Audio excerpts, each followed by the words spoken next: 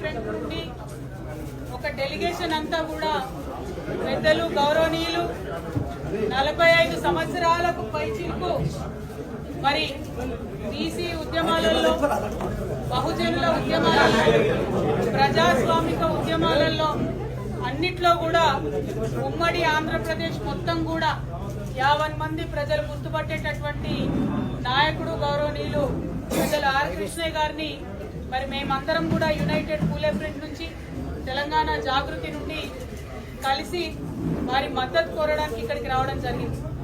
మీకు తెలుసు, గత 2 సంవత్సరాలుగా కూడా మరి కామారెడ్డి డిక్లరేషన్ ఏదైతే కాంగ్రెస్ ప్రభుత్వం ఇచ్చిందో దాన్ని అమలు చేయాలని చెప్పి మేము పెద్ద ఎత్తున పోరాటం చేస్తూ ఉన్నాం.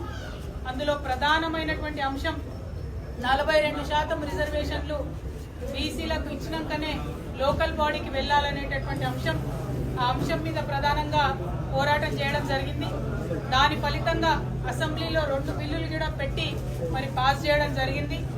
ఇవాళ అసెంబ్లీలో బిల్లులు పెట్టి పాస్ అయిన తర్వాత కాంగ్రెస్ పార్టీ రాజ్యాంగంలో ఉన్నటువంటి ఆర్టికల్ 243 క్లాజ్ డి ప్రకారం గవర్నమెంట్ ఆర్డర్ అంటే జీవో ఇచ్చి 42% రిజర్వేషన్లు ఇచ్చి ఎన్నికలకు వెళ్లేటటువంటి ఆస్కారం ఉన్నది. కానీ ఇక్కడ ఉండేటటువంటి కాంగ్రెస్ ప్రభుత్వం తమ యొక్క బీసీల ప్రేమను కేవలం మాటల వరకే పరిమితం చేస్తూ చేతలలో చూపించకుండా, అవకాశం ఉండి కూడా మరి రిజర్వేషన్ కల్పించకుండా నెపం మొత్తం మేము బిల్లు పాస్ చేసినాం, రాష్ట్రపతి గారి దగ్గరికి పంపించినామని చెప్పి నెపమంతా కూడా రాష్ట్రపతి గారి మీద తోసేసి బీసీలకు రిజర్వేషన్ ఇవ్వకుండా ఎన్నికలకు వెళ్లేటటువంటి ప్రణాళిక రచించడం చాలా శోచనీయం. రేపు కేబినెట్ సమావేశం జరుగుతున్నది. ఆ కేబినెట్ సమావేశంలో లోకల్ బాడీ ఎన్నికలకు సంబంధించి మరి నోటిఫికేషన్ ఇస్తారని చెప్పి ప్రభుత్వం లీకులు ఇస్తున్నటువంటి సందర్భాన్ని చూస్తున్నాం. మరి అందుకోసమే పెద్దల కృష్ణయ్య గారిని కలిసి ఈ యొక్క ప్రజా వ్యతిరేక విధానాన్ని తప్పకుండా మనందరం కలిసికట్టుగా ఎదుర్కోవాల్సినటువంటి అవసరం ఉన్నది. రాష్ట్ర కేంద్ర ప్రభుత్వాల మీద ఒత్తిడి పెంచాలంటే ప్రజా ఉద్యమాలే దానికి మార్గంగా కనిపిస్తున్నాయి.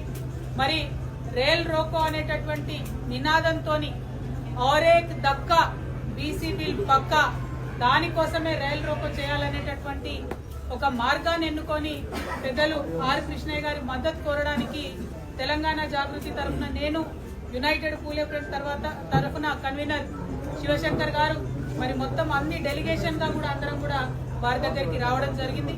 మరి వారిని మేము రిక్వెస్ట్ చేస్తా ఉన్నాం, మీరు ఇన్ని సంవత్సరాలు ప్రజా ఉద్యమాలు నిర్మించడం వల్ల ఇప్పుడు ఏ పెద్ద నాయకుడిని చూసినా ఆర్ కృష్ణయ్య గారు ఉత్తరం ఇస్తేనే మేము హాస్టల్లో చేరి చదువుకున్నామని చెప్పేవాళ్ళు ఈ రాష్ట్రంలో, ఉమ్మడి రాష్ట్రాల్లో అనేక మంది నాయకులు ఉన్నారు.